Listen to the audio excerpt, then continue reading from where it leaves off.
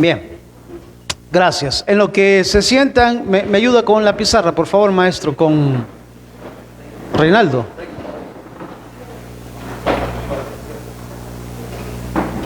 Gracias.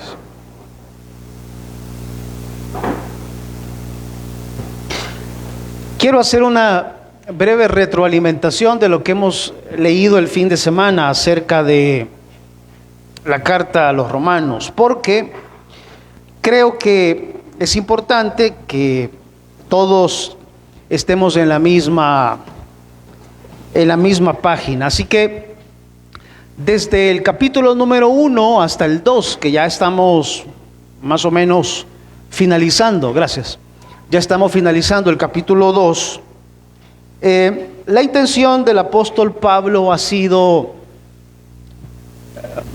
colocar a la mayor parte de la sociedad que existe en sus días, colocarlos todos en un mismo nivel, colocarlos a todos en una misma posición. Ya se van a dar cuenta ustedes por qué es necesario en su carta, por qué Pablo ve necesario que todos los seres humanos representados en tres grupos grandes estén ahí mencionados en lo que él está tratando de enseñar. El primero de los grupos, porque acuérdense que son grupos, ¿verdad?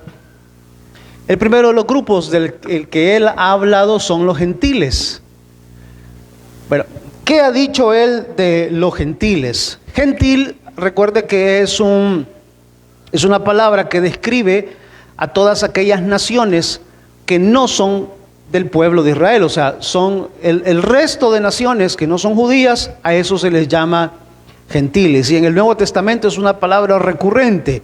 Pablo va a decir siempre es que los gentiles, o el evangelio de los gentiles, o ustedes antes eran gentiles, no se refiere peyorativamente a una nacionalidad, sino más bien a un comportamiento, a un estilo de vida. Se les llamaba gentiles, como en un momento determinado se les llamó bárbaros, no necesariamente a un grupo de personas, sino tampoco se refería a una región, sino más al comportamiento de un bárbaro, a su manera de ganarse la vida, al pillaje que ellos hacían, etcétera. Entonces, cuando Pablo dice gentiles, se refiere a esas naciones que no son del pueblo hebreo. Bueno, Pablo ha dicho que los gentiles han recibido de parte de Dios la revelación natural. ¿Qué es esto? Simple.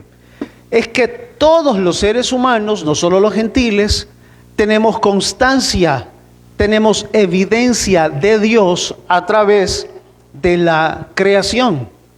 De manera que, aunque la creación no convence del todo acerca de la existencia de Dios, porque de lo contrario, los geólogos serían teólogos y los astronautas conocerían más de Dios o de la Biblia que cualquier otro, pero es la forma en que Dios decidió revelarse en un primer momento a la humanidad. Les decía en aquel momento que no es que nosotros encontramos a Dios, Él nos encontró a nosotros, Él se dejó encontrar. Claro, entendemos cuando alguien dice, mire, yo cuando conocí al Señor, no es cuando conoció, es que Él se dejó encontrar. Como cuando jugamos escondelero con nuestros hijos, están pequeños, usted bien podría esconderse, ¿verdad? Que no lo encuentre, va y se esconde en la casa de la vecina para que nadie lo haya, ¿verdad? Pero no lo hace así, se esconde con la intención de que el niño lo encuentre, y cuando lo encuentra él se alegra y dice, ahora me toca a mí. Es exactamente igual. Dios se mostró, Él se dejó encontrar y lo hizo a través de la naturaleza. Ahora, ¿qué hizo el hombre, el gentil? Algunos le llaman a esto el hombre natural. Es igual.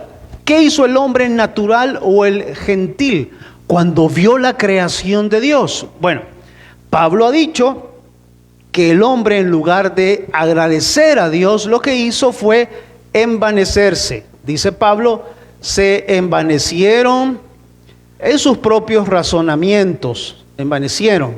en sus propios razonamientos y dice que su necio corazón fue entenebrecido. ¿Qué significa eso? Que el hombre menospreció a Dios y terminó adorando lo creado y no al Creador. Eso es lo que Pablo ha dicho en el capítulo número 1 acerca del hombre. Lo segundo que Pablo ha dicho es sobre el segundo hombre o el segundo grupo de hombres. A esto le llama hombres religiosos. O algunos le llaman el hombre moral, le llaman algunos. Cualquiera de los dos cabe. ¿Qué ha dicho del hombre moral o qué ha dicho del hombre religioso? Pablo ha dicho que el hombre moral o el hombre religioso tiene la ley de Dios. Lo estudiamos el domingo. Tiene también conciencia y toma decisiones basado en esa conciencia. Y ha dicho también Pablo que juzga. Esto lo vimos el domingo, ¿verdad? Tú que juzgas a otros, no te juzgas a ti mismo, juzga. ¿Por qué juzga? Vea el estudio el domingo y ahí dice, ahí explicamos por qué juzga y qué significa juzgar. Juzga. Este es el hombre religioso, el hombre moral, eso lo vimos el domingo. Pero hoy vamos a hablar, perdón, aquí me equivoqué, porque este es el hombre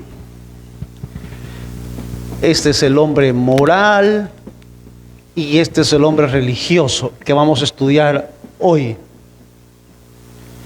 ¿Y qué va a decir Pablo del hombre religioso?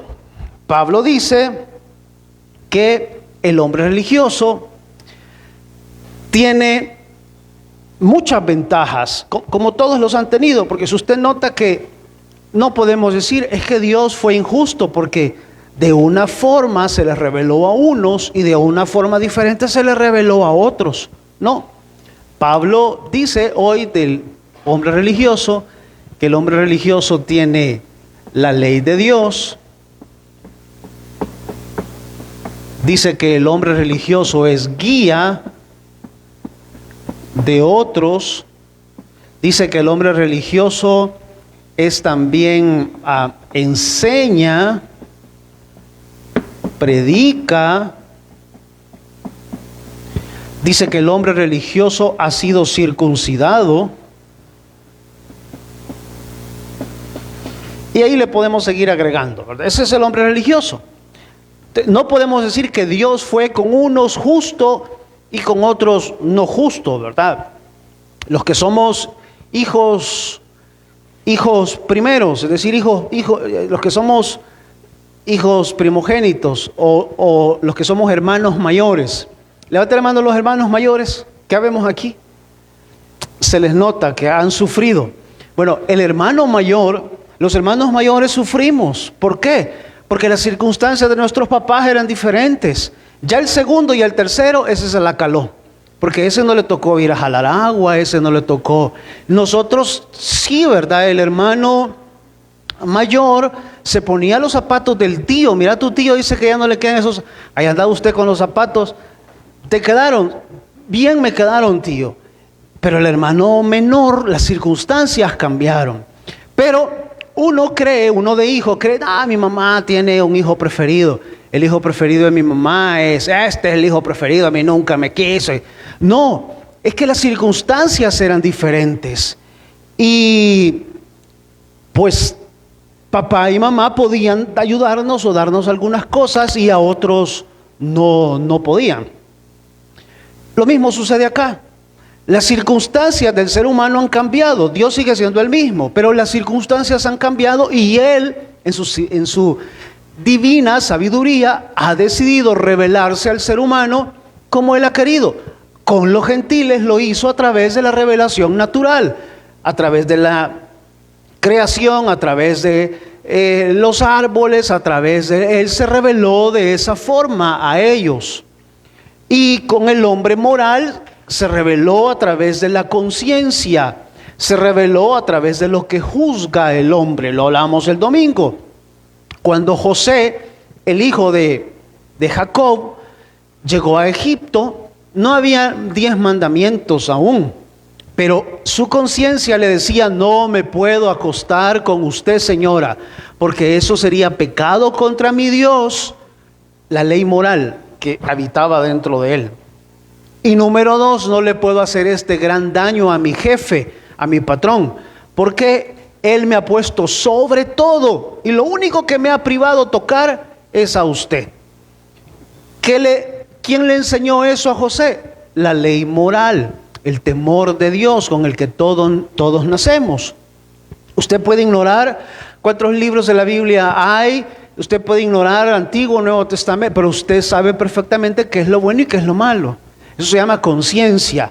Pero cuidado, porque no podemos vivir únicamente siendo guiados por la conciencia, porque la conciencia del ser humano caído tiende a endurecerse, la conciencia se vuelve insensible, la conciencia no podemos vivir. Sin embargo, repito, a través de la conciencia y a través de la ley y a través de Dios se ha revelado al ser humano.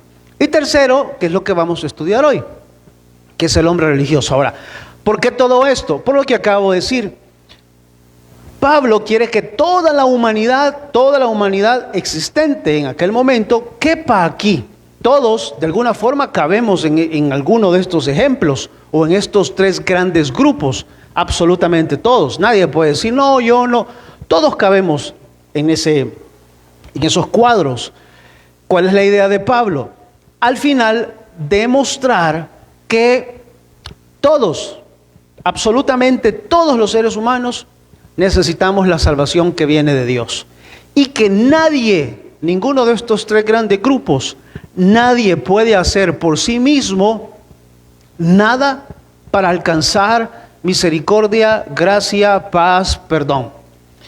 Lo voy a decir con mucho cuidado, lo voy a decir con mucho amor, pero con contundencia. Ningún ritual de Semana Santa, ni después de Semana Santa, ningún ritual le va a dar la gracia de Dios. Ninguno. Del color que usted se lo quiera poner, de la forma que se quiera vestir, ninguno. Porque eso está escondido en Cristo. Solo a través de la fe en Jesús, el Hijo de Dios, en su sacrificio en la cruz del Calvario, podemos tener salvación, perdón de pecados y vida eterna.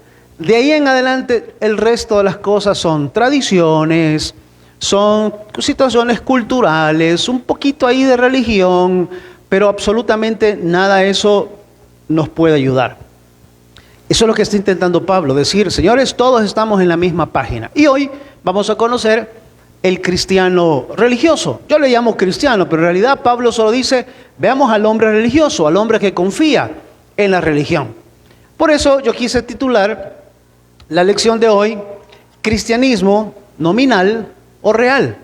Porque en toda religión hay religiosos nominales. El cristiano nominal o el religioso nominal es exactamente lo mismo a decir que ustedes han escuchado a alguien decir, no, es que mi familia o mi mamá o mi abuela es de tal religión. Ellos no van, pero ellos son de esa religión. Ese es un religioso nominal, que solo es nominal. Pero hay otros que dicen, no, él es practicante. Entonces, ahí está la diferencia entre un religioso nominal y un cristiano que de verdad sigue al Señor. Vaya por favor hasta Carta a los Romanos, capítulo 2, versículos 17 en adelante. Carta a los Romanos, capítulo 2, 17 en adelante. Y cuando lo encuentre, por favor, se pone de pie porque vamos a leer varios versos.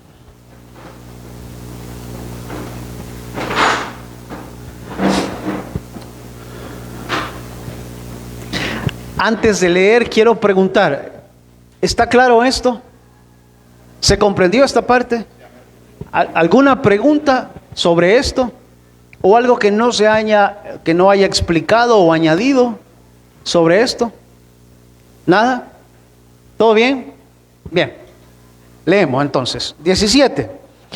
He aquí, tú tienes el sobrenombre de judío y te apoyas en la ley y te glorías en Dios y conoces su voluntad e instruido por la ley apruebas lo mejor y confías en que eres guía de los ciegos, luz de los que están en tinieblas, instructor de indoctos, maestro de niños, que tiene en la ley la forma de la ciencia y la verdad. Tú pues que enseñas a otros, ¿no te enseñas a ti mismo? Tú que predicas que no se ha de hurtar, ¿hurtas? Tú que dices que no se ha de adulterar, ¿adulteras? Tú que abominas de los ídolos, ¿cometes sacrilegio? Tú que te jactas de la ley, con infracción de la ley deshonras a Dios, porque como está escrito, el nombre de Dios es blasfemado entre los gentiles por causa de vosotros. Pues en verdad, la circuncisión aprovecha si guardas la ley, pero si eres transgresor de la ley, tu circuncisión viene a ser incircuncisión. Sí, pues el incircunciso guardare las ordenanzas de la ley, no será tenida su incircuncisión como circuncisión. Y el que físicamente es incircunciso, pero guarda perfectamente la ley, te condenará a ti con la letra de la ley. Y con la circuncisión eres transgresor de la ley. 28. Pues no es judío el que lo es exteriormente, ni es la circuncisión la que se hace exteriormente en la carne, sino que es judío el que lo es en el hombre. ¿A dónde está ese hombre? Interior. Y la circuncisión es la del corazón, en espíritu, no en letra, la alabanza del cual no viene de los hombres, sino de Dios. Hasta ahí vamos a orar. Señor, gracias por su palabra. Pedimos por favor que su Espíritu Santo nos guíe, que nos prepare nuestra mente, nuestros corazones, para comprender el texto y lo que usted ha preparado como consejo para cada uno de los que está aquí. Pedimos esto en su nombre. Amén. Tome su asiento, por favor.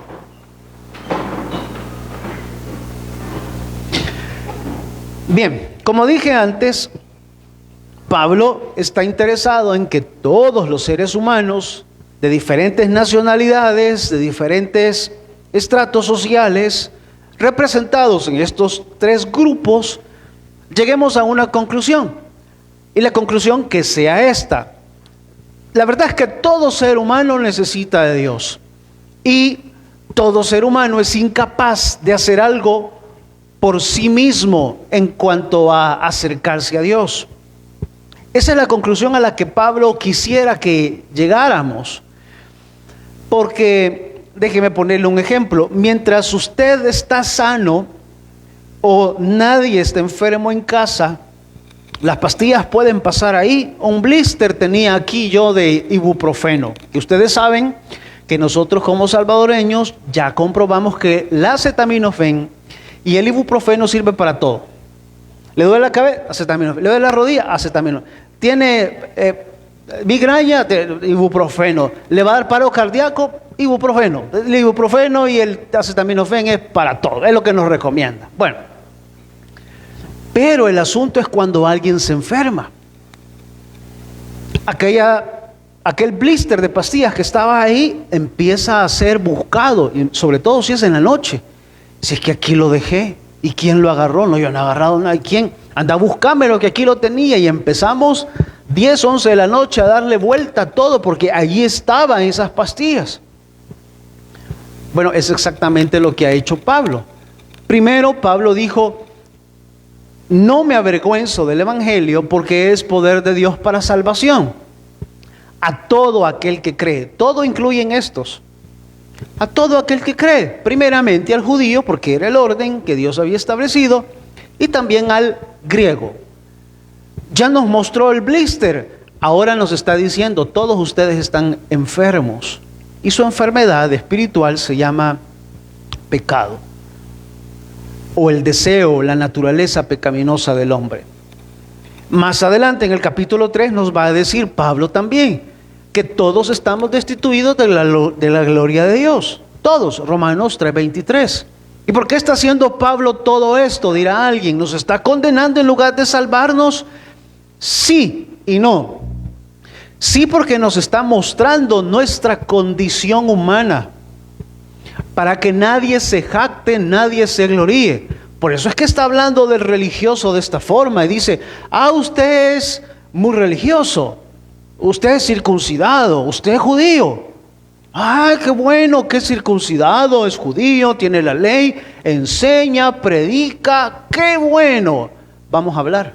Y empieza Pablo entonces a hablar sobre la condición del hombre religioso, que es la lección de hoy. Pero su punto es ese, mostrarnos la condición en la que estamos.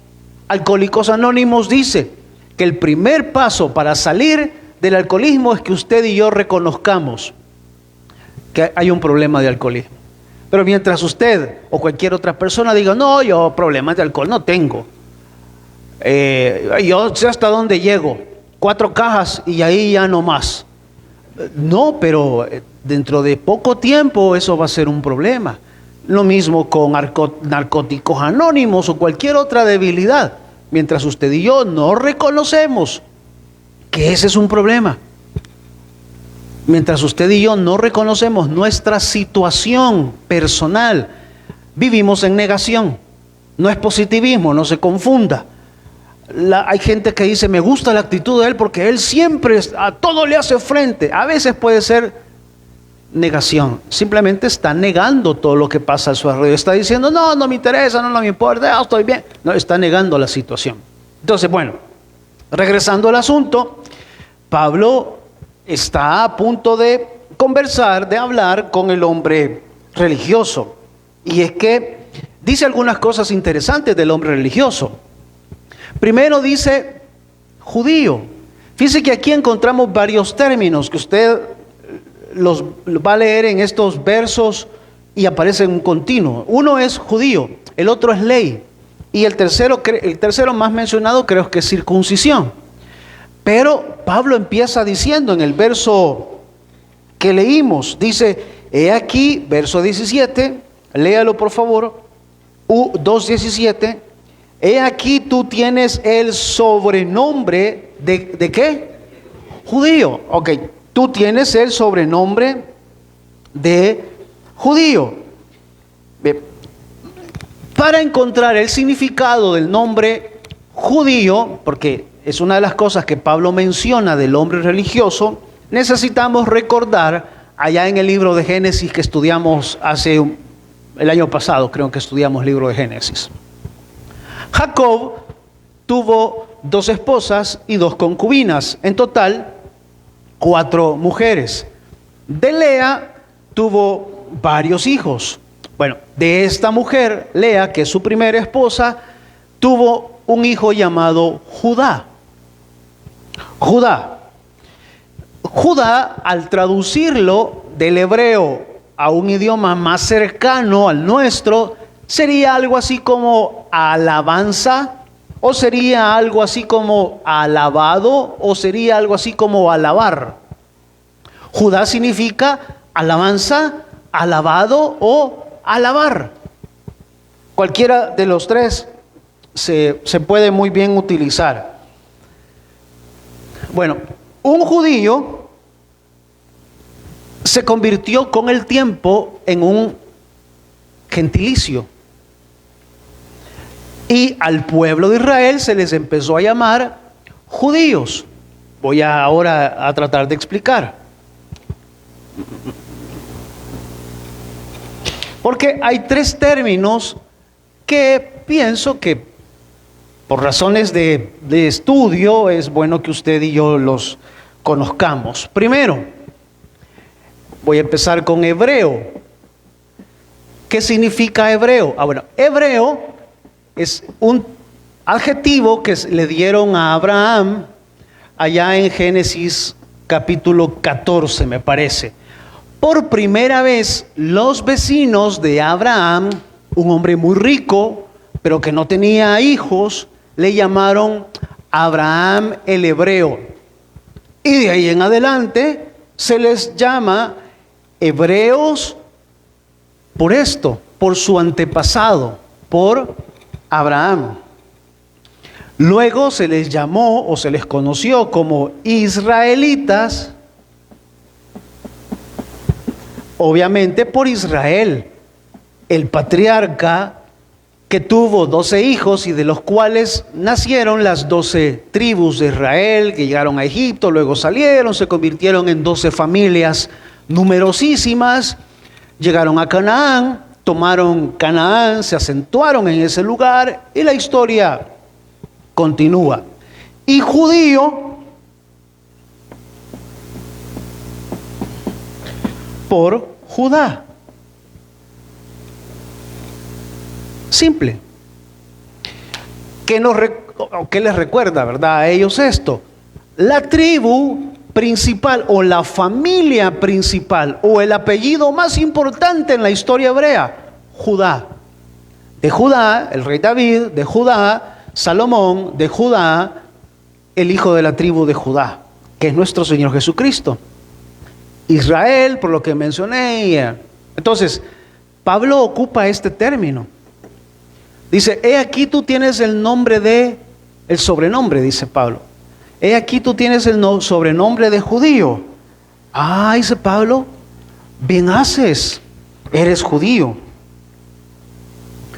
Preste por favor a la traducción. Le dije que judío significa alabar, alabanza o alabado. Porque esa palabra la vamos a utilizar cuando terminemos el estudio. Judá o judío, que es alabar, alabado o alabanza. Acerca de los judíos, Pablo escribe y dice, ¿tú eres judío? Sí. Te apoyas en la ley y tienes confianza. Mire por favor el versículo 17. 2:17. He aquí tú tienes el sobrenombre de judío. ¿Y qué haces en la ley? Te apoyas en la ley. ¿A qué ley se refiere aquí? A la ley moral, ¿verdad? Los 10 mandamientos, a la ley civil y a la ley ceremonial, los sacrificios. Dice, te apoyas en la ley y te glorías en Dios. 18. Siempre está hablando del judío. Conoce su voluntad e instruido por la ley, ¿qué haces? Apruebas lo mejor. Confías en que eres guía de los ciegos, luz de los que están en tinieblas, instructor de indoctos, maestro de niños, que tienes en la ley la forma de la ciencia y de la verdad. Note, me gusta esa expresión, tienes en la ley la forma de la ciencia y de la verdad. Me encanta esa expresión, porque lo que Pablo está tratando de decir es un ejemplo, ¿verdad? Pero es lo que le ha sucedido a muchas personas. Algunos de ustedes han leído o conocen a alguien que dice, yo aprendí a leer en la Biblia. La Biblia me enseñó a mí a leer. A eso se está refiriendo Pablo. Pablo dice, atención para aquellos que están en la universidad, educación superior, media. Pablo dice, no son mis palabras, Pablo dice que la ciencia, el conocimiento de la verdad vienen a través de la ley. En palabras más próximas, lea la Biblia y practíquela y Dios le va a dar entendimiento para su carrera. Probá. No entres al salón de clases, no vayas a en el bus, haz tu devocional en el bus, lee la Biblia todos los días. Un libro hacelo y vivilo, obviamente. Probá. Porque no son mis palabras, la otra vez se los dije en Proverbios, Salomón dice exactamente lo mismo. Y hoy, de nuevo, Pablo dice que a través de la ley viene el conocimiento de la verdad. Le voy a dar otro ejemplo. Yo me gradué de bachillerato en el año 2000. Fue la primera PAES que se hizo, ¿verdad? Nosotros nos estrenamos. Y yo reconozco, a mí la lectura, para mí siempre, la lectura comprensiva siempre fue un problema. Siempre fue y hablar en público peor. Pero como pues, no me alcanzaba para ir a la universidad en ese momento, alguien me dijo, estudiemos teología. No, le dije, yo no quiero ser pastor. Primero, me caen mal. En aquel momento me caían mal. Pero segundo, todos los pastores son locos.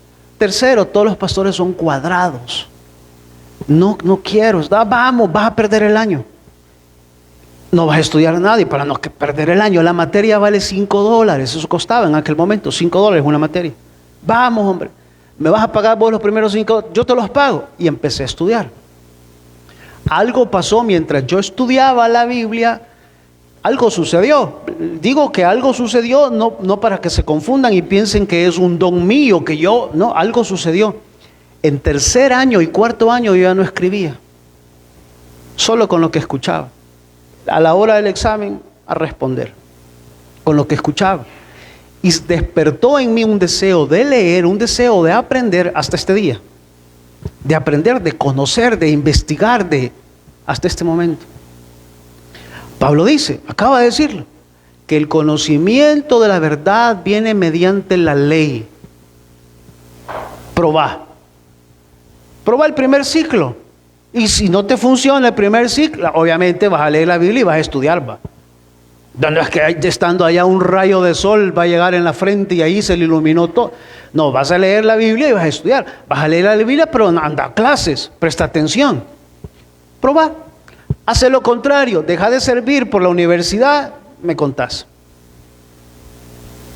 Deja de servir y de congregarte por el estudio, por lo que sea, y bueno, al final contamos las fichas.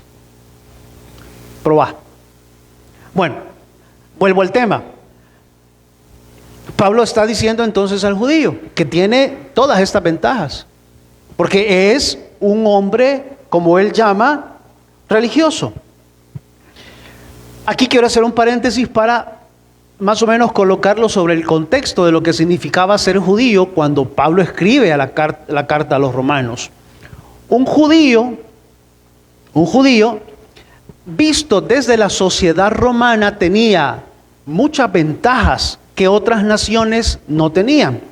Por ejemplo, a los judíos, los romanos, les habían permitido juzgar según sus propias leyes. Ya lo vimos en el ejemplo del Evangelio de Marcos. Ellos sentenciaron a Jesús antes de llevarlo delante de Pilato. Porque a ellos, solo a ellos como judíos, se les permitía juzgar a una persona según sus propias leyes. Número 2, a los judíos se les permitía, digamos, ofrendar al templo y no entregar ese dinero al imperio romano, o al menos parte de ese dinero al imperio romano. En lugar de dar impuesto o algún tipo de impuesto, el judío lo da al templo, no a Roma. Habían como 4 o 5 impuestos diferentes, pero a ellos se le permitían que algo de ese impuesto, en lugar de darlo a Roma, se lo dieran al templo. El templo en Jerusalén tenía muchísimo dinero, pero era muchísimo dinero. Por eso es que los romanos construyeron una torre, usted lo puede buscar, se llama Torre Antonia. Usted pone ahí Torre Antonia y va a ver que es una torre que está a la par del templo. La torre está aquí, el templo se ve allá. Y la mandaron a hacer porque dijeron, estos tienen dinero, mandemos a hacer para estar viendo a dónde lo guardan. Cerca del año 66, esto es historia, cerca del año 66 hubo un emperador, olvido el nombre, pero creo que se llamaba Cesio, que dijo, bueno, esto es porque tienen tanto dinero. Irrumpió el templo para quitarles el dinero. Y se levantó la revuelta o la rebelión judía en el año 66. Y ahí empezó la caída hasta el año 70, que destruyeron todo el templo. Entonces, esa era una de las ventajas que tenían.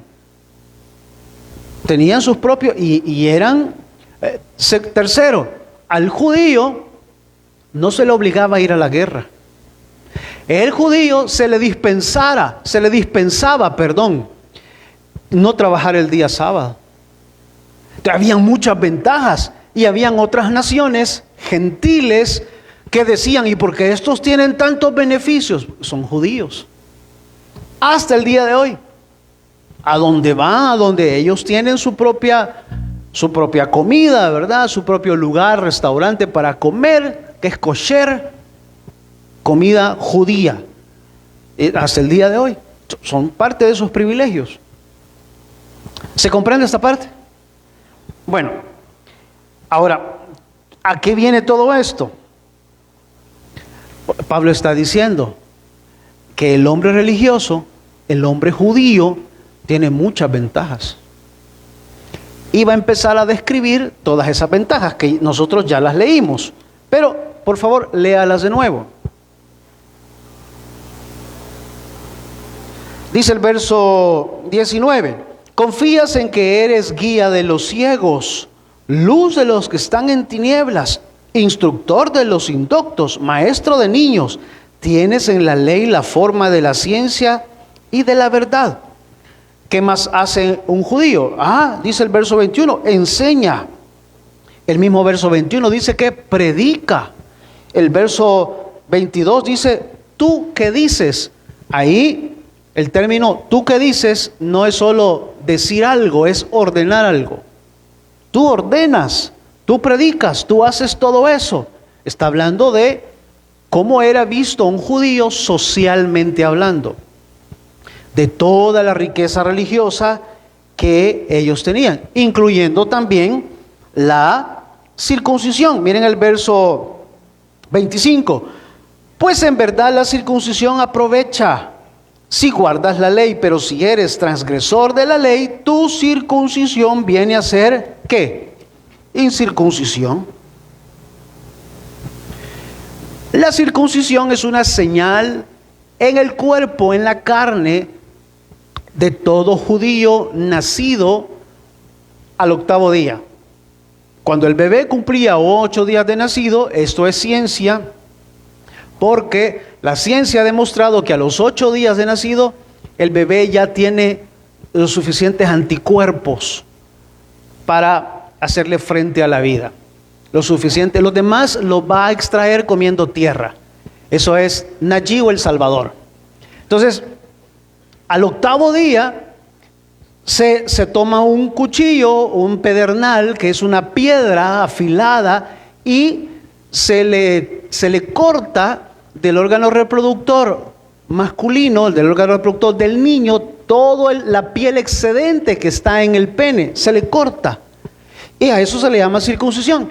Y eso toda la vida le va a recordar que él es judío y que él es y pertenece a un pueblo especial, escogido.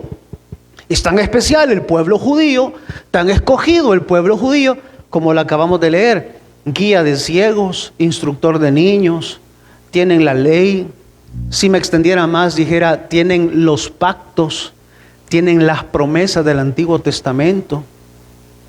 A Moisés, el Mesías viene del pueblo judío, o sea, son tantas ventajas. Entonces Pablo está a punto de decirles que todas esas ventajas no les sirven de nada. ¿Por qué? Se lo dije al principio, está tratando de colocarnos a todos en la misma posición que el resto de la humanidad, diciéndoles que solo a través de Cristo Jesús ellos pueden alcanzar salvación y vida eterna. Pero Pablo va poco a poco. Esas son todas las ventajas de las que Pablo está hablando acerca de los judíos, ¿verdad?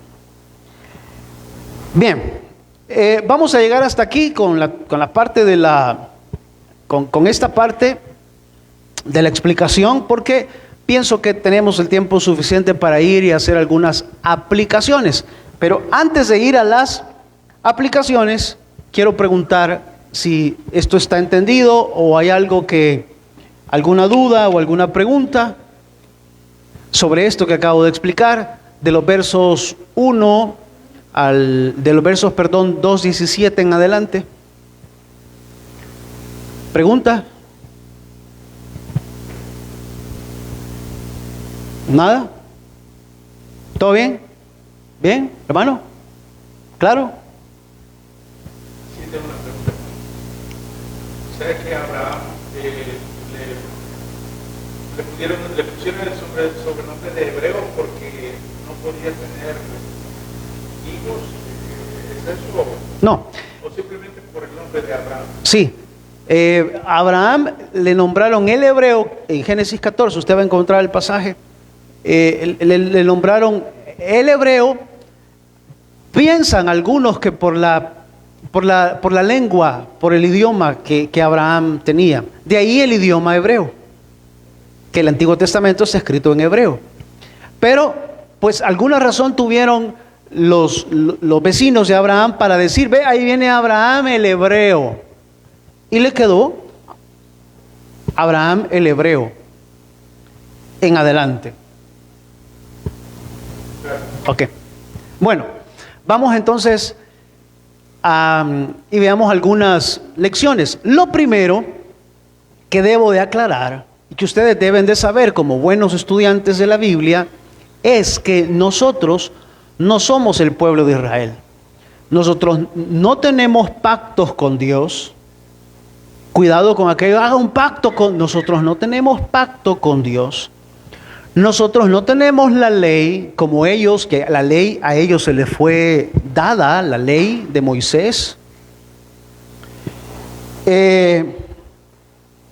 Nosotros no tenemos la circuncisión. Nadie aquí debe circuncidarse para llegar a ser cristiano o para llegar o alcanzar algo de Dios. Absolutamente.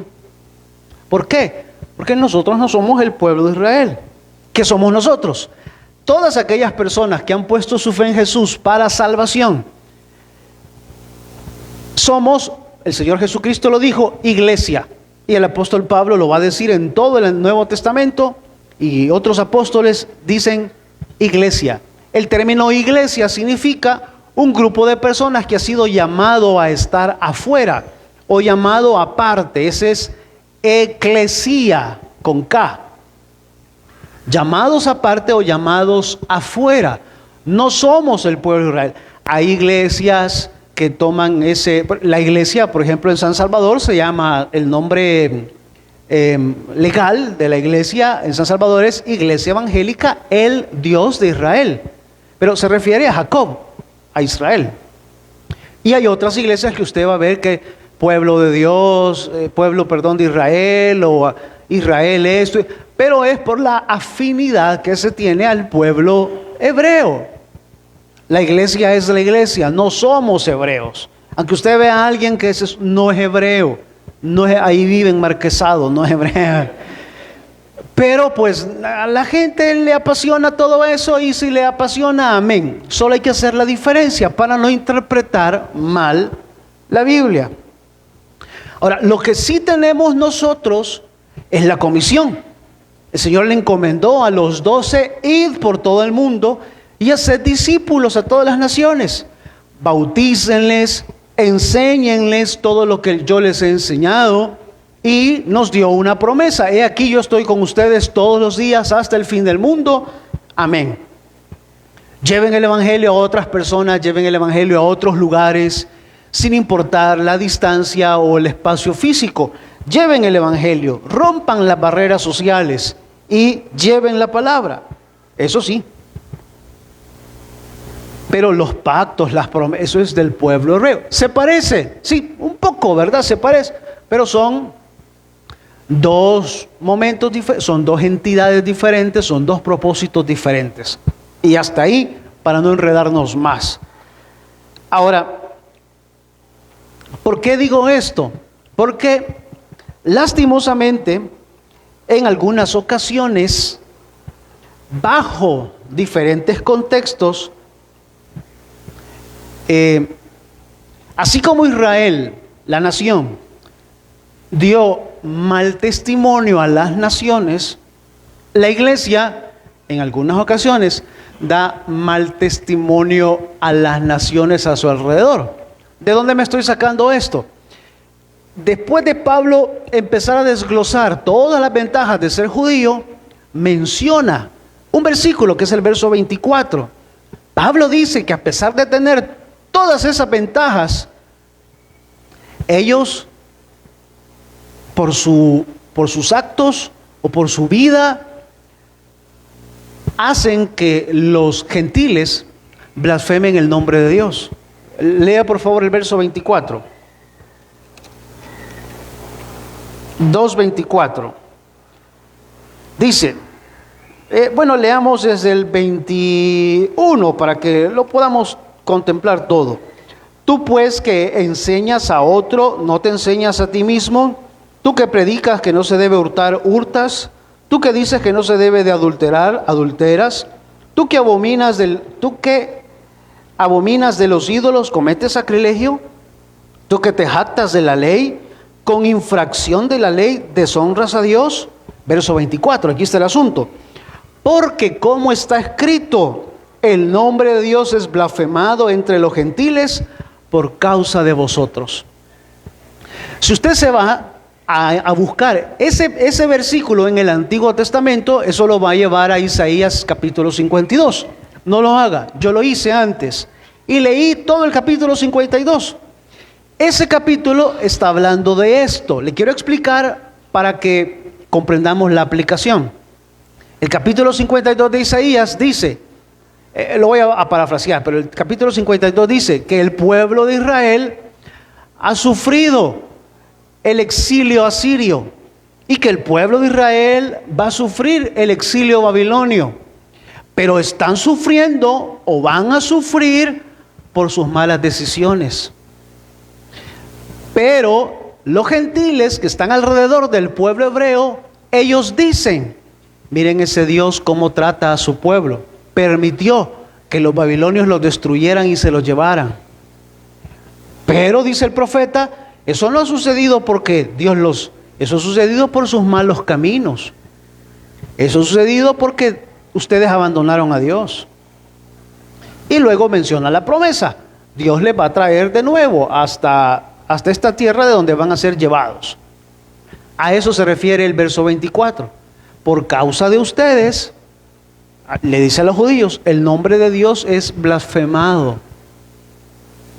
Es decir, hay naciones que no creen en Dios, no quieren creer en Dios, porque ven en ustedes las consecuencias de sus malos actos y piensan que es Dios que los está tratando mal, y no es así. O hay naciones que no quieren acercarse a Dios, blasfeman contra Dios, porque ven sus malas acciones, sus acciones religiosas, y prefieren no meterse en todo eso. A eso se refiere. El nombre de Dios es blasfemado. ¿Se comprende esa parte? Amén.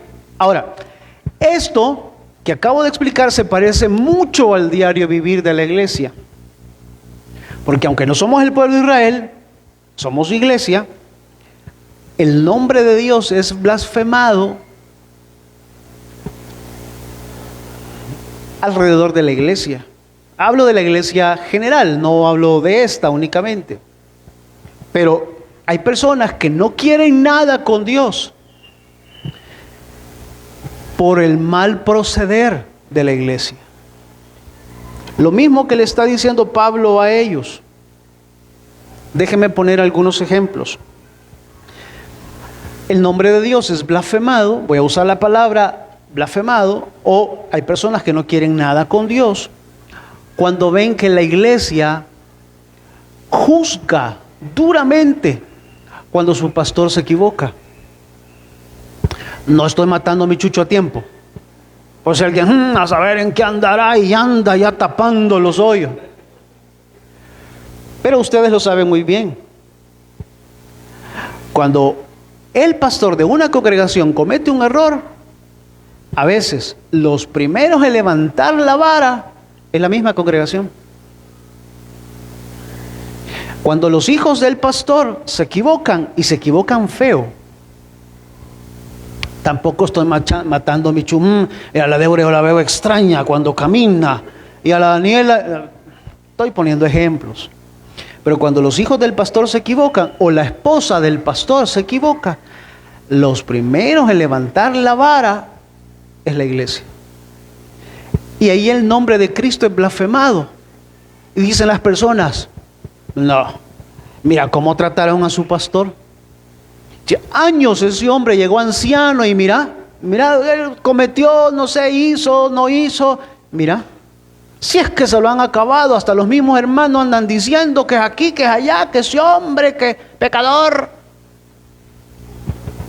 Dice Pablo, el nombre de Cristo es blasfemado. ¿Soy yo o esto se parece a lo que Pablo está diciendo?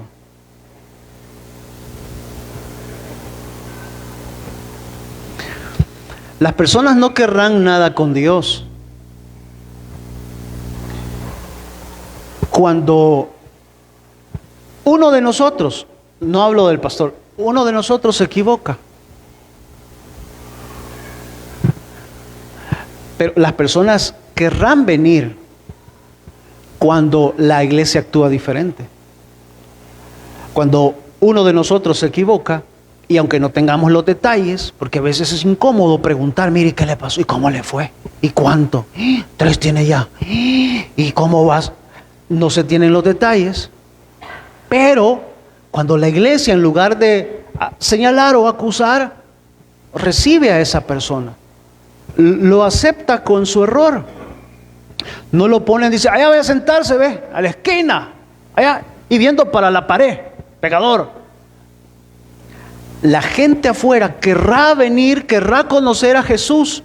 Si la iglesia, cuando uno de nosotros comete un error, lo absorbe, no digo consciente, digo lo absorbe, le saluda, ora por él, hermano, ¿qué tal? ¿Cómo está? Estamos orando, hermano, por usted, sin conocer detalles.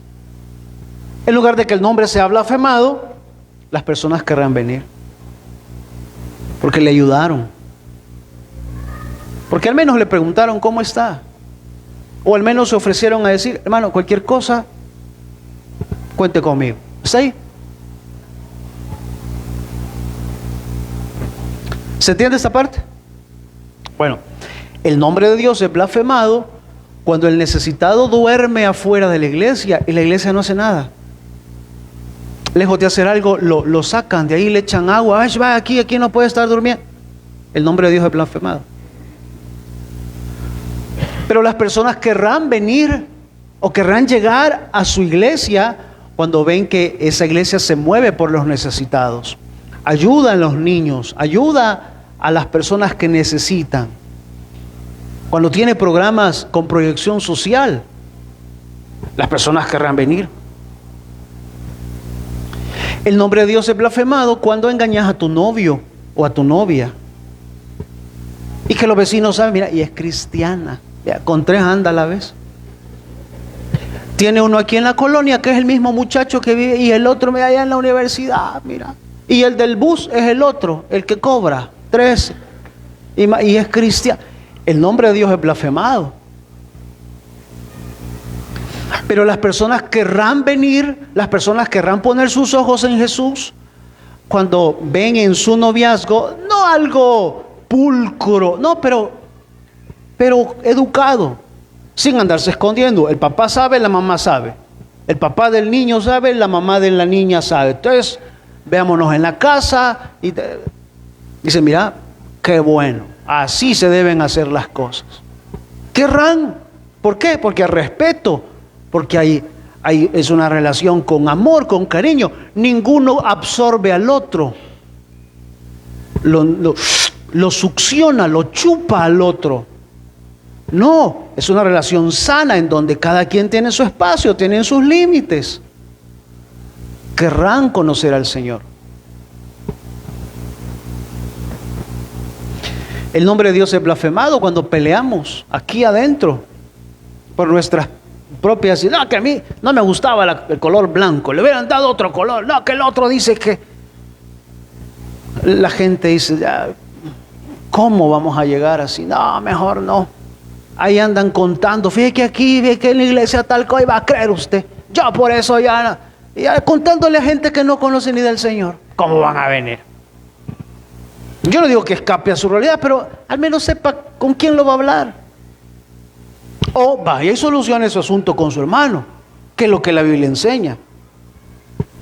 Pero en lugar de que el nombre de Dios sea blasfemado, y para que las personas quieran venir, quieran poner su fe en Jesús, que vean cómo nos soportamos los unos a los otros. Eso dice la palabra, soportados los unos a los otros. Soportados es, tengo mis diferencias, soportados es, no me gustan algunas cosas, pero sirvamos, trabajemos. Eso es soportados los unos al otro, mantener la unidad. A eso se refiere Pablo. Así que tenemos de dos, o somos cristianos nominales o somos cristianos practicantes. O hacemos que las personas blasfemen el nombre de Dios, o hacemos que las personas quieran venir y que conozcan al Señor. Porque Pablo va a decir que el cristianismo no consiste en circuncisión ni en incircuncisión. De hecho, mire por favor el verso 28. 28. Pues no es judío el que lo es exteriormente, ni es la circuncisión la que se hace exteriormente en la carne. Luego sigue, sino, verso 29, que es judío el que lo es, ¿a dónde? Interiormente. Bueno, no voy a poner ejemplos para no dañar la susceptibilidad de nadie, pero ustedes saben que pues hay personas que cuidan mucho, muy bien su imagen religiosa cuando van a la iglesia. Y piensan, a veces, no siempre, no todos, pero piensan que el que se viste de esa manera es más santo que la hermana que va llegando y que anda en minifalda. O el otro que anda roto. No estoy juzgando, solo digo que Pablo, no se enoje conmigo, Pablo dice que no es judío, yo diría, no es cristiano el que se viste como cristiano. Así acaba de decir Pablo, o yo estoy poniendo cosas que no son. Pablo dice que cristiano no es el que se viste como cristiano, como no es judío aquel que se circuncida. El que es cristiano es el que practica, el que vive conforme a. Y el que es judío es el que practica y vive y ha circuncidado su corazón. Nosotros en la iglesia, gracias a Dios, y yo les agradezco a los hermanos que están en las entradas sirviendo, nunca hemos tenido problemas de ese sentido. No digo que por eso somos mejores.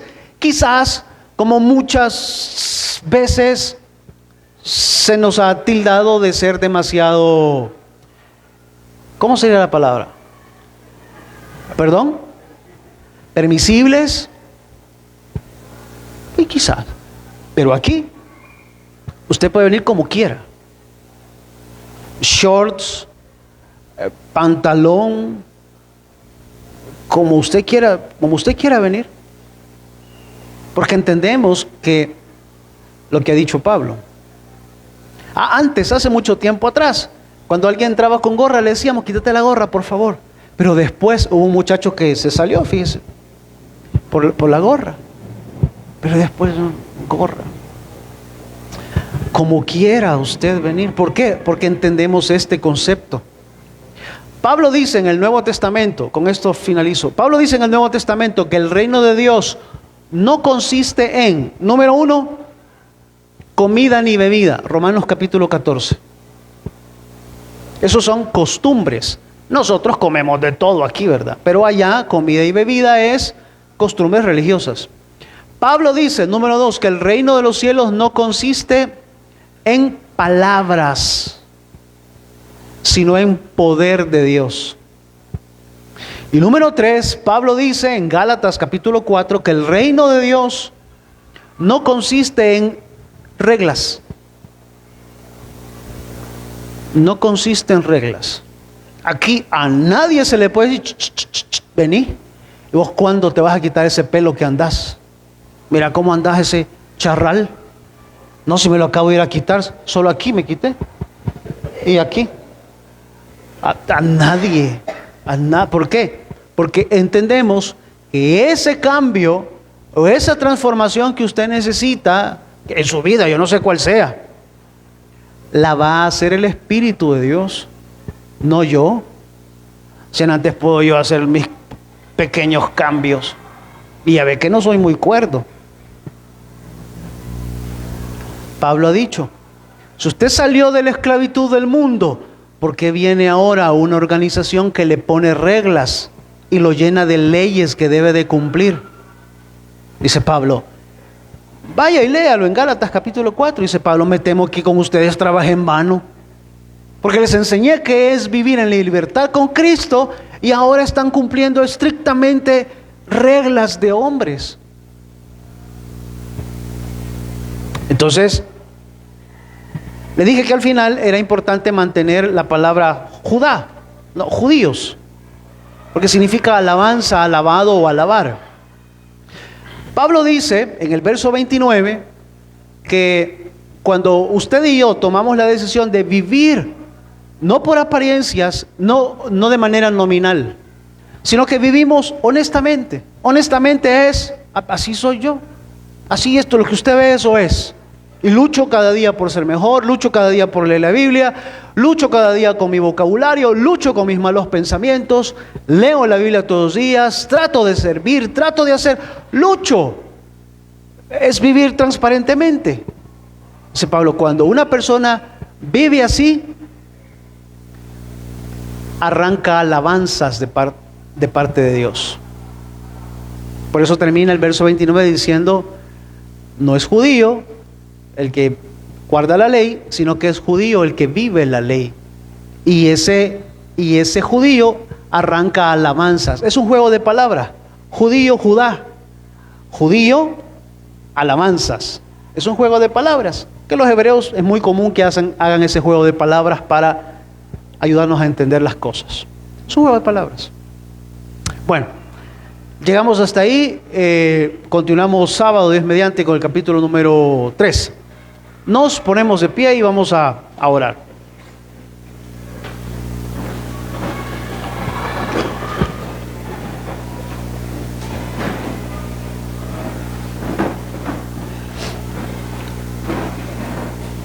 Oramos. Señor, gracias por su palabra, por lo que hoy hemos recordado o aprendido. Pedimos por favor que su Espíritu nos guíe siempre hacia toda verdad. Que no perdamos la vista del evangelio bíblico, del evangelio práctico, del evangelio que no está enmarcado en ritualismos, sino en amor, en servicio al prójimo y en amar a Dios por sobre todas las cosas. Gracias por su palabra y por amarnos de la forma en que usted lo hace. Si hay alguna persona que nunca antes entregó su corazón a Jesús para salvación, ¿dónde está? Con discreción, levanta su mano y la baja de inmediato. Nadie lo va a pasar al frente ni cosa parecida. Con mucha discreción. Si usted quiere entregar su corazón a Jesús para salvación, que es una gran decisión, ahí donde está, levanta su mano y la baja. ¿Alguien? Levanta su mano. Gracias, Señor, porque los que estamos somos sus hijos. Guárdenos, por favor, camino en nuestros hogares. Pedimos todo en el nombre de Jesús. Amén. Por favor, tomen asiento 1 minuto, 2 minutos más. Le vamos a pedir al... Pasá, Byron, por favor. Y présteme un micrófono, por favor, maestro.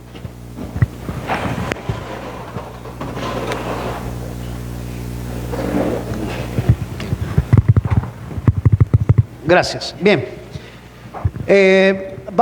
Byron es quien coordina ahí la parte del torneo de voleibol. Y como les decía al principio, hoy vamos a premiar al campeón y al subcampeón del torneo anterior. Pero con muchas expectativas también de saber qué es lo que el Señor hacia dónde el Señor nos va a llevar en este nuevo torneo. Si nos ayudas, por favor, invitando al equipo para que pase. Bien, buenas noches, hermanos. Pues como le comentaba el pastor, terminamos el torneo el año pasado, ¿verdad? Entonces decidimos a bien premiarlo este año y acá en culto, ¿verdad? Pues a hacerle invitación al equipo de Yeshua, que el capitán es Miguel, que quedó campeón del torneo de liguilla. Que por favor puedan pasar adelante. Damos un aplauso, por favor.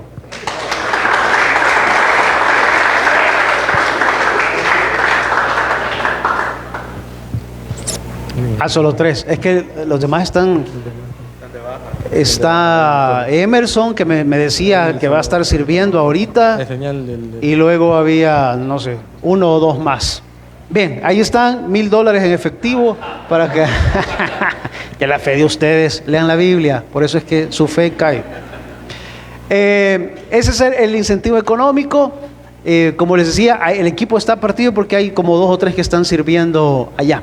Así que felicidades, Miguel, su hermano, y adelante. De nuevo, por favor, el aplauso. Bien, ahora del torneo regular, al equipo que pues más destacó, ¿verdad? Porque fue uno de los que más llegó, más partidos ganados tuvo, al equipo de The Chosen, que el capitán es Fabián. Ellos quedaron campeón del torneo regular, muy buen equipo, la verdad. Los invito a que puedan pasar aquí adelante. Adelante, les damos un aplauso, por favor.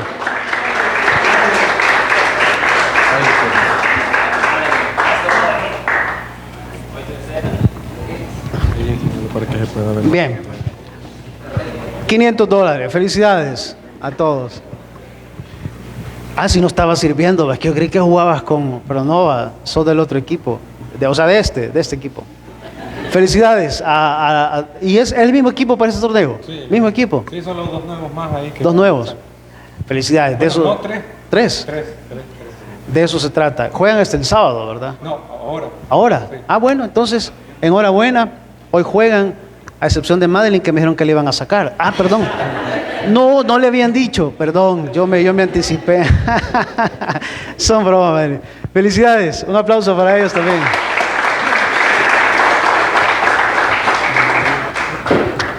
Aquel lleva el sobre. Mírenlo bien para donde agarra. Bueno, la invitación está hecha para todos, para que aporten, hagamos evangelismo. Nos vemos el fin de semana, Dios mediante, sábado o domingo. Cantamos, diezmamos y ofrendamos. Nos ponemos de pie, por favor.